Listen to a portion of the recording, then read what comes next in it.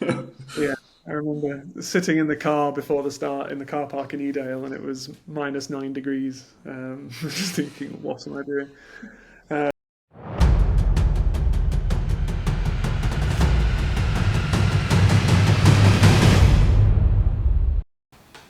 Welcome back to the channel. I know it's been a while, 4 years in fact, since the last video. However, there are still 1,700 of you subscribed, and I'm still receiving messages asking when there's going to be some new content, so here we are. Over the next couple of months, I'm going to bring you a couple of different things. The first thing will be I'm going to document my own training and my own return back to fitness, hopefully, and competitive action, and where I've been, the reasons behind that, etc. But I'm going to cover those in a separate video. Today, the main focus of this video and the second series I want to be bringing to you is interviews with a lot of the athletes that I work with and some of the races that they've been training for and competing in. And I want it to be not just about the athlete themselves and their training and preparation, etc., but also real insights into the race, so that if any of the featured races are on your bucket list, then hopefully you'll get some really useful information from someone who's been there and done it. So with that in mind, the focus of this episode is going to be Jamie Allen. Now, Jamie is a guy who I've trained for a few years now, and this year he had a real breakout performance at the Spine Challenger South. A brutal race that happens every winter. For the dot watchers out there, you know all about this race. So without any further ado, let's get to Jamie. Ladies and gentlemen, my man, Jamie Allen. How are you, Jamie? Yeah, very well, thanks, Casey. Glad to be here. Yeah, thanks for having me on. And where exactly are you, Jamie? Because every time I see your Strava, you seem to be in a different country running. Yeah, I managed to get around a little bit, but I'm currently just at home in Manchester, you know, doing my usual working from home. Good man, pleased to hear it. Okay, the reason we're here, Jamie, is to speak about your fantastic success at the Spine Challenger South. But before we go into that, why don't you give us a wee bit of background about you and your history of running? Yeah, sure thing. So I probably got into running about 2018, I think. I'd been doing a lot of hiking the year before. Like I walked the Camino de Santiago, and I did some trekking in Nepal and stuff. And then I like had to get a proper job, so I kind of wanted to do some sort of outdoorsy activity which would fit in well around working full time. And so yeah, me and a friend signed up to do an ultra. Signed up to do Race to the Stones, a 100-kilometer race down south for charity, just to kind of see if we could survive it. Like I knew nothing about running really, but I'd It always was your been like, first race, 100 kilometres. yeah, it was deep end, but yeah, like I say, it was very much like hike it if you need to, get through it however you can, and yeah, managed to survive it, and I think finished just inside the top half, which kind of gave me a bit of motivation to be like, oh, maybe if I actually like learned a bit about this, I could keep going. So yeah, it's kind of spiraled out of control since then. And yeah, since 2018, I've probably done about 20 ultras, up to 100 miles plus, raced in France doing UTMB and some other big ones here in the UK. So yeah, it's an obsession that spiraled out of kind of not really knowing what I was doing back at the first one. A misspent adulthood. Pretty much, yeah. It's but it's better than other things. I think some people play golf. Absolutely, absolutely. And for those of us who don't know about the Spine Challenger South, could you just tell us what that race involves, the whole event? Yeah, absolutely. So it's a 100-mile race with probably about, I think it's about 5,500 meters of climbing over the course of the race. So like nothing like too severe in terms of big climbs or anything, but I guess the big thing about the spine is that it happens like the first or second week of January, and it follows the route of the Pennine Way. So there's the full spine race, which is 260 miles, and that takes people like from 3 days up to a week. And the Challenger South is on the southern section, so the first 110 miles of the Pennine Way. So from Edale up to Hawes in the Yorkshire Dales. And traditionally, the weather is notoriously foul, should we say? Yeah, that's kind of what makes up a big part of the challenge, and I guess in some ways the appeal of the spine in a strange way is that the weather is very, very hard to predict at that time of year. And I think it's pretty notorious. You get, like, they call it spine weather, where some stars seem to align and it just seems to roll in to be absolutely terrible when the race is happening. And so yeah, this year, I think up until maybe 2 weeks before, it was looking like it was going to be fairly mild, and most of the training I did was in like not too terrible conditions. But then the week of the race, yeah, it just dumped with snow, and so we were the first of the spine races of the week to set off, and so we were dealing with a fresh and very deep blanket of snow across the whole course. A blank canvas. Yes, definitely too much of a blank canvas in some places. And what about the spine is it that actually attracted you? What?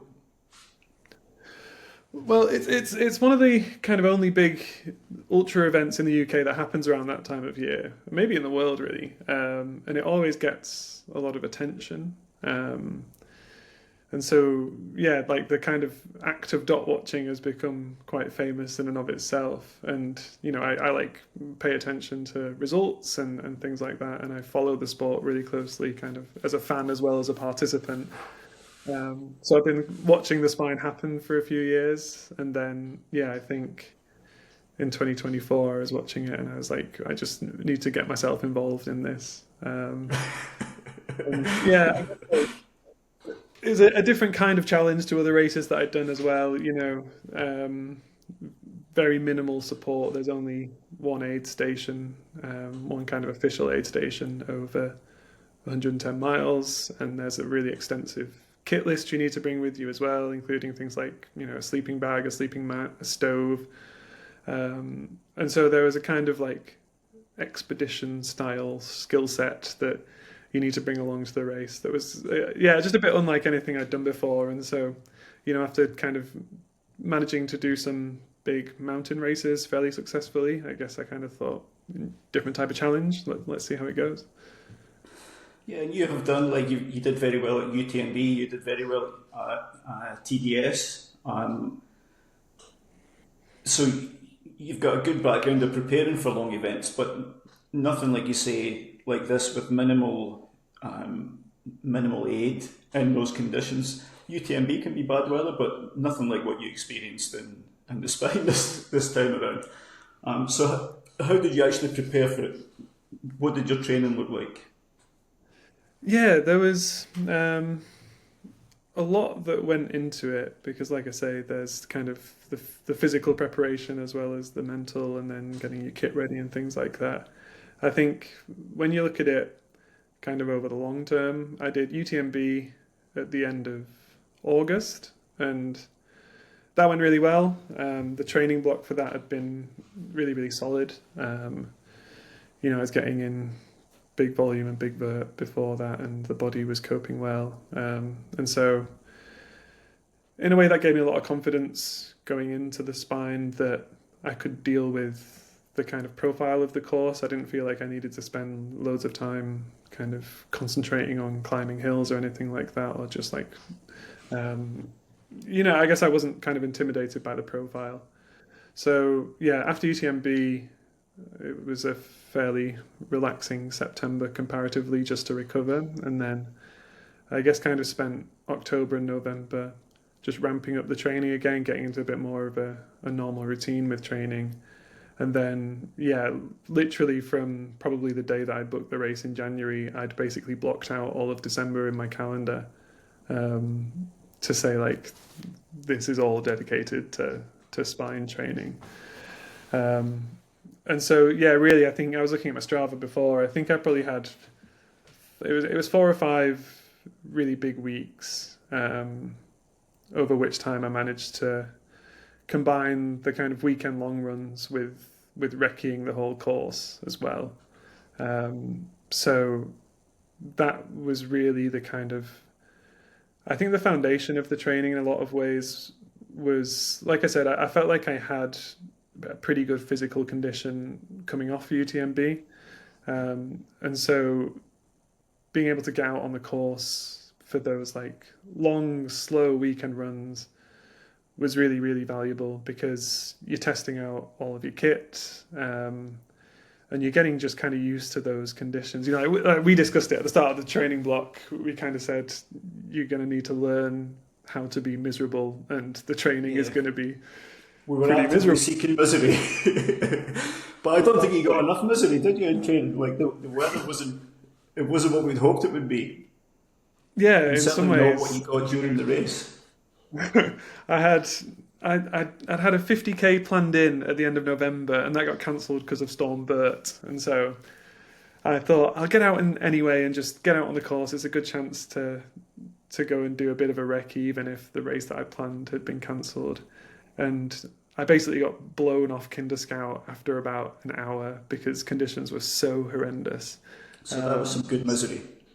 That was some good misery, but then yeah, after that, when we got into the proper long runs, there was, I think I probably averaged about a 45-kilometer long run for 3 weeks in a row. I was doing big long days, but there are a couple I could have done in the middle of December in shorts and a t-shirt, which like I still think it was really, really valuable to get the whole course in, but Yeah. in some ways, yeah, you just can't prepare for what ended up being absolutely Arctic conditions on the race itself. And you were doing a lot of your long runs with the extensive kit list that you had to take out a small mortgage to buy. Yeah, you're not wrong there. Yeah, so that was kind of the real time that I spent getting used to the pack, and that's definitely advice I'd give to anyone is like run with the pack on your weekend long runs and really try and get used to just like where you're going to keep things. I used a Montaigne Gecko. It was a 20-liter pack, which there's lots of kind of discussion on the Spine Facebook group and WhatsApp and things like that beforehand. But I found that pack was like more than enough capacity for what I needed to bring with me from the kit list. Do you know how much But it weighed in the end? I'm guessing it was somewhere around 6 kilos, something like Okay. that. Yeah, I definitely like concentrated on weight saving measures wherever I could. I've got a really, really good sleeping bag now. But yeah, it was really useful to practice with that on long runs, but then I didn't really wear it during the week at all. So like easy runs in the week were still kept kind of, no pack or anything like that. Because I did ask that, but I think, for keeping the kind of Monday to Friday running, it was all like very standard, easy runs with 2 workouts, and kind of keeping some of that fitness and speed in there as well as that kind of long, slow endurance training. Probably helped a lot. I felt really fit going into the race, even though I'd probably done more volume in the block than I had done for any other race I prepared for before. So I think that worked really well. Like it still gave me, because the weekend long runs were so long, it gave me plenty of time to get used to the pack and the kit and everything like that. But keeping it at home during the week and just fiddling with it in my spare time to try and adjust the weight and the step, everything like that. Refining it. And how about outside of the running? Were you strength training? Yeah, yeah. So having been doing this for a good few years now, I've kind of got used to a fair share of injuries and become accustomed to like what my body needs and how it feels when it might be pushing a bit too much. So I was trying to keep in some like fairly heavy weightlifting throughout the training block. So I'll do dedicated leg sessions and things like that, maybe a couple of times a week. But also I have like a a stretching routine that whenever I'm in heavy training, I'll try and get through maybe 3 times a week. Just go to the gym in the morning and spend literally half an hour. And a lot of it is like non-weighted stuff. It's just like basic stretches that I know after a few years of various physio appointments, various things that my body kind of reacts well to. And yeah, that was definitely really vital. There was one week in training where I felt like I had to pull back because it was all kind of building up a bit too much. And, I think we reduced the volume down to like, I probably, after a 90-mile week, ended up doing something like 20 miles. But that kind of was what I needed, and it allowed us to like ramp back up the following week again. So And I think that's yeah, something you're very good at. You're very in tune with your body, and you're not afraid to back off when you need to, which is it's a valuable skill, because a lot of people will try to push through that with the psychology of I'm missing a week of training here, but in reality, that 1 week can cost you 3, 4, 5 weeks. yeah, absolutely. And I think that's probably one of the like proudest things about the training block was like being able to say, because the week that I took off was probably about when you try and time a peak week to be in terms of volume. Yeah. But kind of being able to pull back that little bit. And I think like you're always very supportive of that. Whenever I'm like, I think that I might need a bit of time off, it's like it's better to try and keep as fresh as possible than it is to maybe push it and risk going over the edge. Yeah, and you bounce back with a very good week the following week.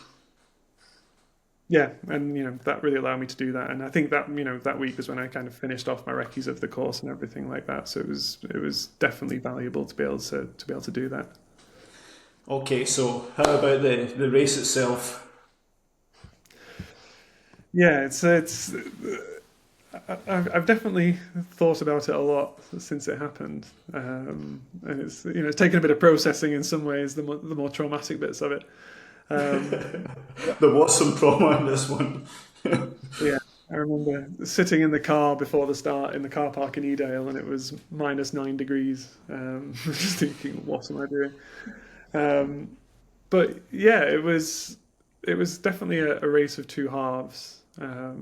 So I kind of knew that there were a couple of guys on the start line, Mark Derbyshire and Rupert Allison, who are like very very good runners. Like Mark's probably one of the best 100-mile runners in the country, and I think Rupert had broken the course record at three different spine races up to starting that one in January. And I'd kind of seen those on the start list before and thought, right, well, I definitely need to stay behind those guys. And that would probably happen quite naturally. They're a bit faster than me. But kind of knowing what the course could be like, I definitely didn't want to be near the front for at least, the kind of first half, maybe a bit longer of the race. 60 miles we said, Jamie. 60 miles we said before the race. Yeah, exactly. We discussed it exactly, didn't we? And that was like, just run your own race and don't get sucked into anything. And yeah, that's kind of how it played out, really. So the first probably 10 miles was pretty nice running. It was like through the Peak District, a very like well-used route. And so I was like, oh, this, feeling okay. Just managed myself, kind of naturally settled into third place. Ran with the two guys at the front for a little while, but then they pulled away. And I was, very happy with that. I had footsteps to follow through the snow, and felt really good. Like fitness was like absolutely there where it needed to be. Was just concentrating on fueling well. But then it did become apparent quite early on that it was going to be a slow year.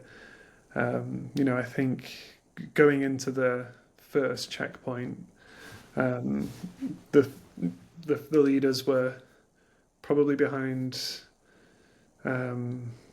women's course record pace, I think, by quite a way. We were like well off the mark of where you would maybe expect those two guys to be based on the past races they'd done. And I was hoping to get through the whole course in under 30 hours, and it had become apparent from the first checkpoint, which I think is only about 20 miles in, that I was kind of well off the pace that I would have needed to keep that up. So that kind of gave a bit of a taste of what to come. Just some small periods of having to break trail, but it was still, the weather conditions were really good, um, and it was all kind of moving along nicely. I was still happy with where I was in the race, even if it was a bit slower than I'd hoped. Um, and that kind of carried on for about the first 50 miles. But it became apparent a few times that breaking trail at the front of the race was really arduous. There were a couple of times, before the first checkpoint in Hebden Bridge, where I was actually catching up with Mark and Rupert in a way that was really surprising, because they'd ran off at the start. But when there was just fresh snow with no tracks through it, it was clearly just incredibly arduous work. And so without me speeding up or really needing to put in much of a surge or anything, I nearly caught them a couple of times, which I can imagine was incredibly frustrating for those guys to kind of know that they were putting out all this extra effort and I was just the person benefiting from it, and it was benefiting everyone in the race behind them. That was the plan. They could have had that plan also. Yeah, exactly. And yeah, the whole time I'm thinking this is fine by me. We'll just keep going along like this and kind of see what happens. And so yeah, that really worked, and it was pretty exciting. It was nice to kind of think I'm keeping in touch with these guys and still just managing myself well. And in terms of managing yourself well, when you only have one checkpoint, how are you feeling during this whole time? Yeah, it was a bit of a challenge to kind of figure all of that out. Normally I quite often rely on kind of liquid calories in some of these longer races. I drink a lot of Coke, like Tailwind and precision hydration powders and things like that. But that's obviously a bit harder to do if you're not crewed or if you don't have a bunch of drop bags that you can get to. Um, so I just made sure I had a variety of things. I think sometimes at previous races I've been a victim of thinking in training oh, this one type of gel works for me and I'll just use that for 20 hours. All But day. then yeah, by 10 hours you think I could never eat one of those again in my entire life, because you just get that flavor fatigue. So yeah, I was using just a mix of gels, some chews from Decathlon, and some Voom bars as well. Just a few different types of, mainly just sugary stuff. I didn't eat a bunch of real food. I never really do. And then, yeah, at the aid station, I glugged half a litre of Coke and managed to eat a couple of bags of crisps or something like that, just to change the palate up. But yeah, fueling wise, I'd practiced a lot with all of that kind of stuff during those long recce's. So I kind of knew what I was in for with that, and that was working really well. And that took you through to, so we're at 50 miles. Yeah, so that took me through to the checkpoint, and then I restocked with a bunch of bags I prepared before, and kept going again. Um, and yeah, I'd kind of seen the front two guys leaving the checkpoint as I was coming in. And I think at most they were probably about 40 minutes ahead of me. The gap stretched to, if not a bit further. But then yeah, as we were coming up towards, it's called Top Withens. It's kind of just one of the hills on the course. I hadn't seen anyone for probably well over an hour, but I could kind of see headlights on the hill up in front, and as I got closer, I realised it was the two guys in front, and the fact that I was catching them was telling me that it must have been another stretch of this really awful breaking trail kind of section. And so I got closer and closer, and I knew where it was from the recce, and I remember actually in the recce that I did wondering we're about 110k in at this point. I wonder if I'll be running this uphill at that point. It was that kind of, it wasn't too bad a gradient. I was thinking like it was a nice kind of paved section underfoot, and I was like, oh yeah, maybe you'll still be like getting a jog on up this uphill. But then yeah, there on the day it was the worst patch of like fresh snow on the whole course. It was really like, well, I'm 6'5" and I was in kind of well over my knees, and like as I was going up, I was just thinking about those two guys in front and like the effort they must have been putting in. It must have been horrendous. There was a really thick crust of ice on top, so if you like, you were kind of post-holing, so your leg goes into the snow, you have to extract it and then step forward and like Sleeping your break. shins every time. Yeah, and it was, it was like sharp around the edges of these gaps that you make, and if you caught your leg on the way out, it would hurt a lot. And yeah, it was just horrendous, like really, really tough going. And I kind of very nearly caught up with them, like to the point where I could have kind of shouted over to them. And, again, I was just thinking like they must be hating seeing me coming in the rearview mirror. Stepping through their footprints. Yeah, you feel guilty because, they're kind of doing all this work. And then, yeah, I kind of just missed them at the top of the hill, and they, again, set off running a lot faster than I was. And I was like, fine, that's all good with me. But then it was probably a couple of miles later, I met both of them down at the bottom. We met a road, and I'd seen the headlights kind of hanging around. And, yeah, jogged down there and saw them, and they were both just kind of sick of it. Which was fair enough. They were both kind of said, yeah, we're done with this, which, I think makes perfect sense. Like they were probably going into the race thinking, like aiming for around course record pace, thinking, probably under 24 hours. And when it kind of becomes apparent that it's going to be a lot longer than that, and you're going to have to do more of this kind of horrendous braking trail, yeah, I kind of moved into the lead, which was a very pleasant surprise. How far into the race was this? I think it was probably about 120 kilometers, Okay. maybe a bit less than that. But yeah, between 100 and 120. And I knew that I had a pretty big gap between me and the person behind me at that point, because there'd been a big diversion into the aid station, and I'd managed to get out before the person in fourth kind of set off down the diversion. I hadn't seen them on the way, and so I kind of got this surge of adrenaline. Like the front two guys are dropping out. I'm now in the lead, but also I've seen the amount of work that they've had to put in to kind of forge this path through. Like, what's that going to look like for the rest of the race? Because you never really knew when these patches of braking trail were going to come. And yeah, within probably about 30 minutes of leaving them on the road and setting off, I'd kind of got up on top of a moor, and it was just this unbroken kind of blanket of snow that was, in the middle of the night, you're on your own for miles, and it was this, as far as the eye could see, there just wasn't a crinkle in this piece of snow, like not a single footstep. And you having to navigate with the GPX file through this? Like if there's no features or anything?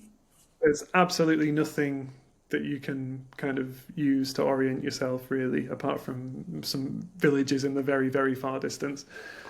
So you're just kind of staring at your watch and loosely trying to keep on track. Like, I've listened to a few of the people that were on the full spine in podcasts and things since, and they've kind of said, we were grateful for the people on Challenger South, but yeah, there are a few points where we weren't on the Pennine Way anymore. And your fault. That's my fault, yeah. Which is a funny thing to consider, but yeah, it was horrendous. Within, I think I took maybe about 30 minutes to cover a kilometre up there. There was a point where I kind of got my phone out and I was thinking of ringing HQ and just saying, like, I'm dropping out. I'm not sure if this is like doable because yeah, it was. I can't describe how hard it was to move up there. Like at one point, I tried crawling to see if spreading my weight would stop me from kind of dropping through the snow with each step. Like I must have looked absolutely insane and pathetic. But It's what you signed up for, Jamie. It was the full experience. and then some. Yeah, yeah. It was it was rough.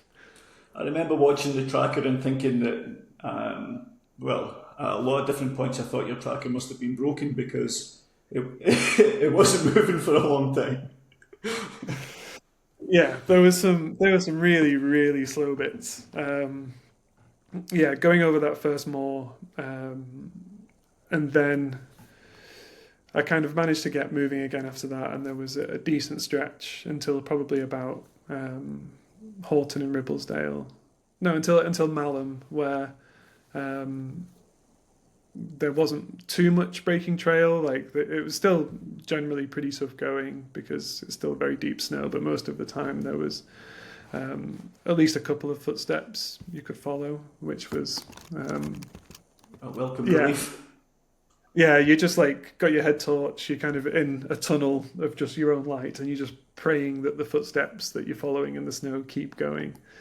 Um, but then yeah, after Malham, there was a section kind of hacking through to the base of Fountains Fell, and then going up Fountains Fell, where again it was back to just doing whatever you could to break through the trail. And I tried various different techniques, and there's just no efficient way to do it. And it is the most energy sapping and unrewarding way of moving that I've ever experienced in my life.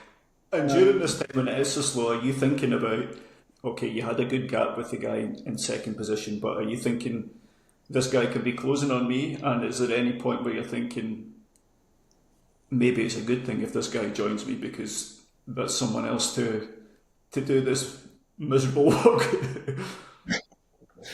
Pretty much, yeah. So from almost the moment that I overtook them and oh, well, that they dropped out and I moved into first, I'm thinking, right, the gap that you've made now is not getting any bigger. Like you've seen the impact of leading the way in this race.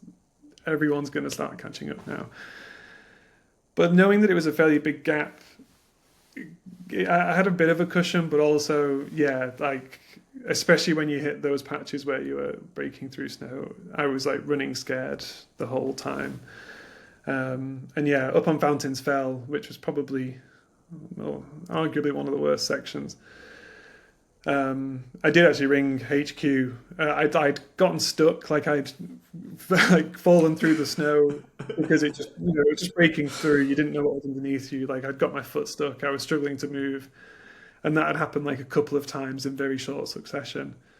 And yeah, actually, I rang HQ and said, "How far behind me is the person in second? Because I think I might need help making my way up this hill."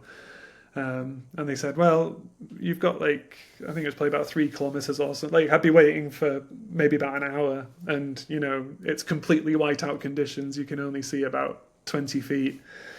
I thought I'm not going to stick around for an hour. So carried on slogging up. But yeah, that was another area of questionable navigation when it comes to sticking to the Pennine Way. Um, but yeah, it was really tough going and mentally like that kind of monkey on your back, like knowing that they're catching up with you was, I guess, in some ways motivating, but also like when you don't have any choice but to move incredibly slowly, it's also like, yeah, just Soul ringing in your destroying. head. Yeah, that they're benefiting from all of this. Um, And for it people was that tough. don't know the race, like, what time of day are you starting, and what time of day are you then going through these real difficult patches? Yeah, so it started at about 8 or 9 a.m. So you maybe get light until about 4 p.m. Um, and those are all kind of the daylight hours were pretty good running, really, in the grand scheme of things. Um, and then, yeah, I probably it was probably about midnight that I took the lead, and then it doesn't get light again until about 8:30, 9 o'clock at that time of year. So you're You've in got all like of the night alone. this a lot of the time. Yeah, and that's I think probably part of that really authentic like spine race experience is that a lot of other races that I've done, you can kind of draw motivation from like the crowds or supporters and things like that, people that have come out to cheer you on. Or Whereas, checkpoint to checkpoint, you get a nice lift from that kind of thing. yeah, exactly. And you can you can use that to spur you on and make you keep going. Whereas I think with the type of race that the spine is, given that you're just on your own for a long time, it needs to be like more intrinsic, like you're asking questions of yourself out there, and you can't kind of draw on energy from anywhere else, which made it really satisfying because it was some of the most difficult conditions that I've ever gone through in a race, and the closest that I've ever come to dropping out, not because like I was injured or I was just kind of couldn't continue, but just because it was so hard.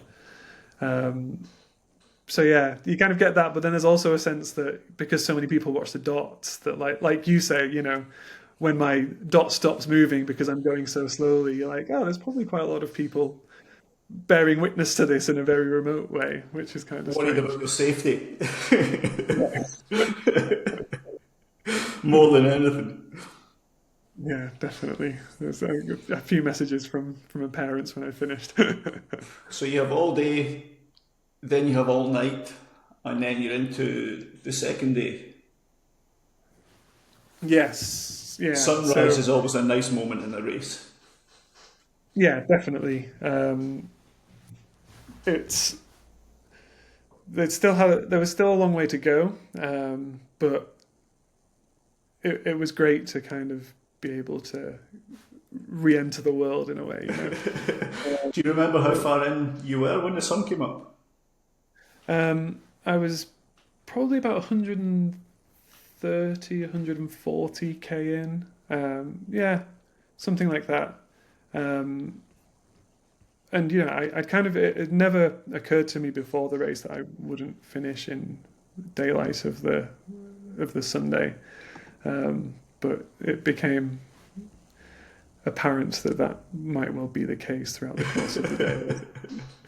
Logo continued. Um, but yeah, moved up over Fountains Fell, and then down into Horton in Ribblesdale, which is I think probably only about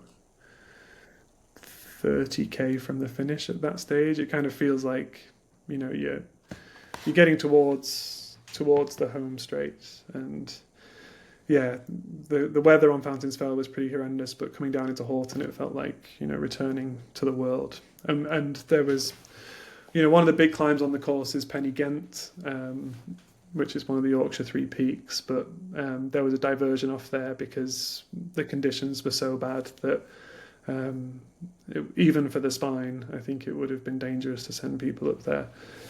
So was that quite a welcome diversion? Yeah, I wasn't complaining, that's for sure. I got a couple of very panicked messages immediately because on the You'd gone tracker the the wrong way. diversion. Yeah, so I had to reassure a couple of family members that it was all fine. Thankfully, Darren had put me straight on it because I was messaging back and forward with him saying, "Where's he going?"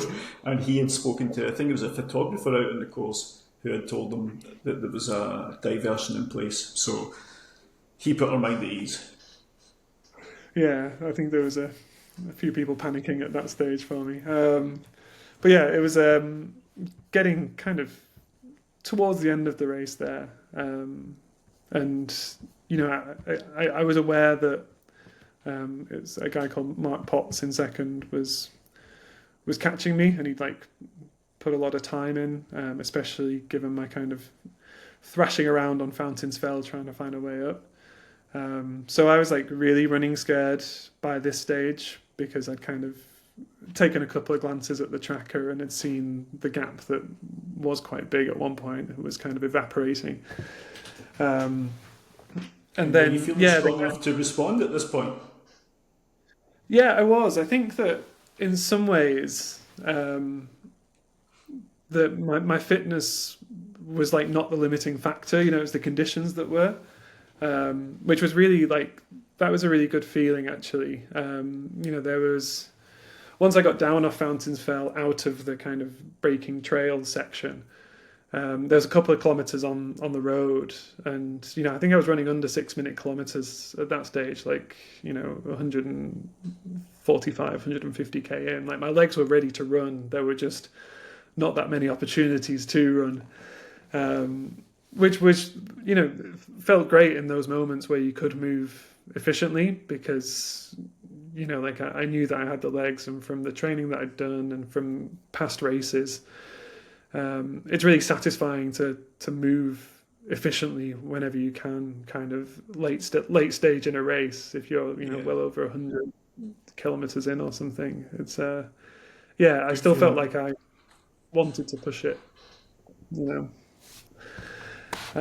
But yeah, I the last section is kind of infamous on the Challenger South. It's called the Cam High Road, which is this tarmac road that you kind of it's a fairly gentle incline, but it feels like it just lasts forever. Um, and I was moving pretty well up there actually. I hadn't minded that when I'd recce'd it, and the conditions were okay. I was actually running a few sections of that uphill, although hallucinations were kicking in pretty heavily by that point. I'd been, Anything interesting? I felt like I was seeing lots of trucks, like lots of big industrial equipment and machinery, and lots of photographers that turned out to just be stones. Um, but yeah, like they were pretty much constant from probably about 30 hours onwards. Like everything I saw looked like something else. So it was, yeah, quite strange. Um, but yeah, just as you kind of got to the top of the Cam High Road, you come down a kind of stony path, which is a few kilometres down, takes you into the village in Hawes, where you finish. And I've been looking forward to this section the whole race because I remembered it from the recce, and I kind of thought I can run downhills very late into races. I think it's one of the things I'm good at. And I was like, once I get there, I can just let the legs go, and I will be able to run it. And again, like the gap behind me had been closing, but I thought once I get there, you know, I'm gonna take that on. And as I kind of turned the corner to it, you know, there were snowdrifts that were bigger than me. And I just couldn't believe it. I was furious in a lot of ways. Heart sinking moment. Yeah, absolutely. Like, just I was convinced at that stage that I was gonna like have to whack through all this snow, and that would time about right with me getting caught, you know. And it was going to be this horrific effort. I was looking over my shoulder the whole time, like waiting to see. You know, the sun was probably just about setting at this stage, so I was kind of waiting to see a head torch. And yeah, I was livid that I was going to have got this far in and put all this effort in and get caught right at the end. Um, and I was kind of in between, like just trudging and thinking, like, well, I like resign myself in some ways, which I think maybe was probably just because I was so depleted and so tired that you kind of can get yourself into these negative spirals. Especially when the sun's Um, going down on a second day. That's yeah, that's a real low moment. you're in deep at that stage. You know, no sleep whatsoever through any of the race. And then, yeah, probably about after like whacking my way down for about 20 minutes, um, kind of weaving in between like these really deep snowdrifts that were compact against a wall. And then there was quite a kind of like awkward angle, kind of hill sloping upwards where you could kind of run on some tufts of grass on there that would appear through. But it was also very, very difficult going because you're kind of trying to run on an angle, and um, yeah, it was very difficult to know what the best route was, especially because you just can't see what's underneath the snow. Um, but yeah, something kind of kicked in, and I was like, "You'll be so annoyed at yourself if you don't just give absolutely everything that you have at this stage. You know, like if you were to get caught now, you'll be so angry if you didn't try and completely empty the tank." And so yeah, it was tough going, but I managed to like find a second wind coming down that last descent, and there was almost no running. You're kind of like just falling downwards through snow, a lot of it. It wasn't quite the final decline that I'd envisaged after recceing it, but um, managed to keep it going. And it got fully dark whilst I was coming down, but luckily for maybe the last couple of miles, whilst you were still on the fields, there'd been a sliver of footprints, like a single track of footprints in the snow, and I was Sent from saying out heaven. loud, yeah, like I'm so glad that there is something here for me to follow.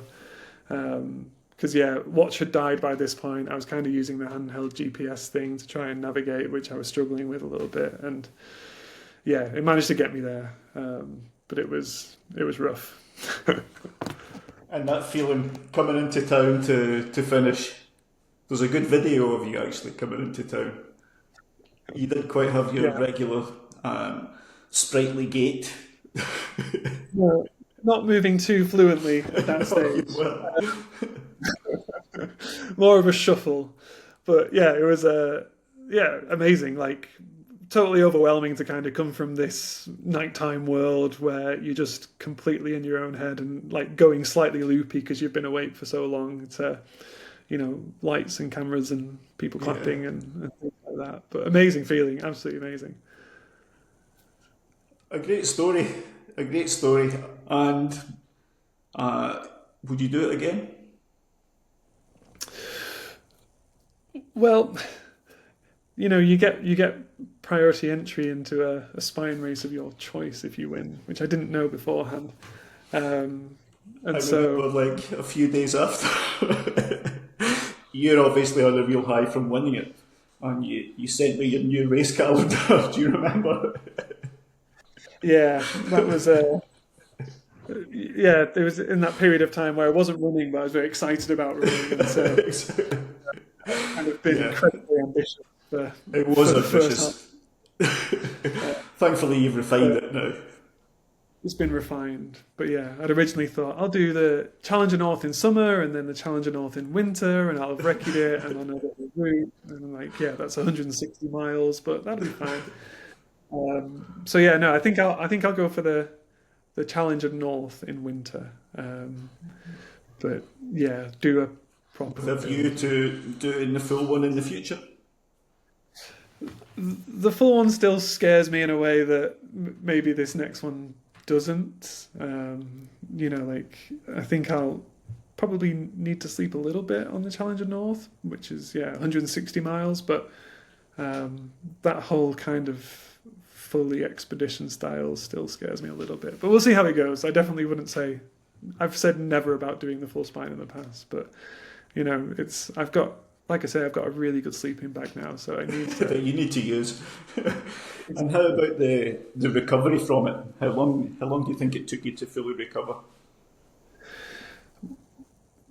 Probably a lot longer than maybe it kind of felt like on the surface. I think one of the things that you're always really good at is making sure that the recovery is really planned in and really gradual. And like you said, like I was ready to like start running marathons the week later just because I was on such a high. Um, 5K on the track. yeah, I was just ready to like, it's the kind of best thing I've ever done in running. So I was like, okay, let's get back to it. Yeah, the build back was really slow, purposefully really slow, because it's not just like the physical stress that your body's under; it's like being completely out of whack in terms of sleep and just that kind of full general fatigue. I'd also like absolutely destroyed the top of my foot by kind of forgetting about the pain that it was in from some rubbing the whole time. The medical staff were intrigued by the sight of my feet at the end of the race. Um, They were Took a few probably numb for pictures. most of it. Yeah, yeah, which is I didn't realize quite how bad it was. So yeah, recovery there was a lot of it. Just took it super easy and built back up really slowly after a good couple of weeks off with hardly any running at all. But yeah, it's been good. Like not had any injuries or kind of long lasting ill effects or anything like that, which is No kind of nightmares.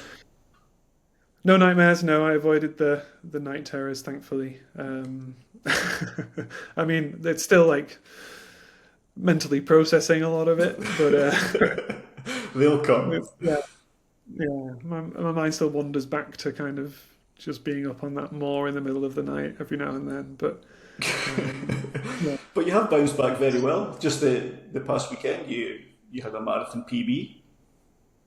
yeah. Managed to do 2:47 at Manchester, which I was really pleased with, and it was really nice to kind of transition out of the kind of long, slow, plodding training for the spine and work some speed back into the legs, and get back to kind of that more short distance fitness. And I think that's probably set me up really well for kind of the rest of the season ahead in terms of just building back up that base of fast stuff that I can work on for. Yeah, I think that's something else that you're very good at. You do mix things up very well. You get a good blend of like lower key races, where you win a lot of big ugly trophies in your own words. Yeah, a few of some of the local ones, yeah, here and there. But you get a good mix of those where you refine your craft, and then the bigger events, the UTMB events and stuff. So your calendar is always very varied, and you work in different aspects of your running throughout the year, which I think is good for your longevity.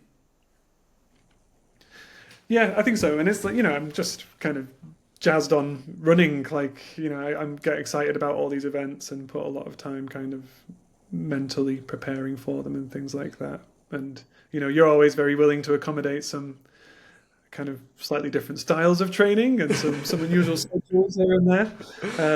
We're like a side quest. Yeah, exactly. So where will we see you for the rest of the year? Well, I've got Ultra Trail Transylvania 50k in a couple of weeks, which is maybe a bit too close to the marathon, but we'll manage to You get like around. a challenge? Yeah, exactly. That was one of those that I'd originally signed up for the 100k after the spine, and then that got quickly refined. Exactly. It was a good decision after a marathon. Yeah, definitely a good decision. And then, I think I might sign up for the Julian Alps 120k UTMB race and try and kind of plan my summer running for peaking towards that. And then, eventually back for the Spine Challenger North next January, if all goes to plan. More misery. Okay, More misery. last but not least, for people who are thinking of doing the spine, any of the spine events, what would be your top tips for people who had that on their calendar? Yeah, there's probably lots of advice doled out about the spine, so I don't know if I have anything unique really, but training at night time really, really helped. I think, especially just getting used to like being out with a head torch, and just kind of existing in your own bubble. Even on like easy runs during the week, I try and make a conscious effort to go out somewhere with the head torch where it's going to be dark and miserable. But that like really helped me get in the right headspace, I think. And it is something it is quite unique, isn't it? Like if people haven't ran at night time with a head torch before, you do just have this small cone of light, and it's like nothing out with that exists. It's quite a unique feeling, especially when you're fatigued. Yeah, definitely. And like you kind of get insects flying at you, and it's a little bit spooky. Like I never winter training before, I've always just stuck to the roads during winter because, yeah, I've just not bothered going down when it's been dark and thinking that I want to kind of go through that, like you say, being in your own little world. So that helped get me in the right headspace, and especially doing a couple of long runs that took me out on the course at night time. I think that was really, really beneficial. As much, like I say, for like the mental side of it as the physical. And then, yeah, probably just get used to the kits. You know, there were definitely mistakes that I made in terms of how I had my kit set up in the race, and like not really wanting to stop and unpack or repack my bag because it would have taken a couple of minutes when really it probably would have saved me time in the long run. And it's just, yeah, it's a totally different style of running to what you might be used to if you've not done that kind of race before. And the kit list is crazy. So getting used to running with the pack on was absolutely massive. What were some of the most unique things in the kit list that you wouldn't have at another race? I've never had to take a trowel with me before. In case you need to bury anything. Um, that was, yeah, the stove. You know, I was never gonna stop and make a brew. I don't think something would have had to have gone badly wrong. In your drop bag, you had to have like sterilized needles and things like that. But yeah, the full sleep setup as well. So sleeping bag, sleeping mat, bivy bag. Not kind of things that I'm really used to using or carrying. So it's, yeah, I've got quite the setup now, which is, like I say, part of the reason I need to go back, just because I need to do another race where all those things on the kit list. Just to use it again. And that'll take a lot of the stress out of it next time around, having all Yeah, that stuff in place. Definitely will. Yeah, that'll help. Okay, Jamie, well, thank you very much for your time, and congratulations again. And hopefully we'll do this interview next year after the Spine Challenger North. Yeah, sounds good to me. Thanks very much, Casey, and thanks for all the talking and everything. But yeah, this has been great. Thank you. Cheers, Jamie. A great story and a great guy. I hope you got real value from that and some real insights into not just the race itself, but all of the preparation physically, mentally, logistically that goes into achieving a performance like that. So over the next few weeks, I'm going to bring you some more great interviews with people doing Mount Fuji, Trans Gran Canaria, Tenerife Blue Trail, UTMB Mallorca, a lot of really interesting races and really interesting athletes. So make sure you're liked and subscribed and all of those things, and I'll see you again very soon.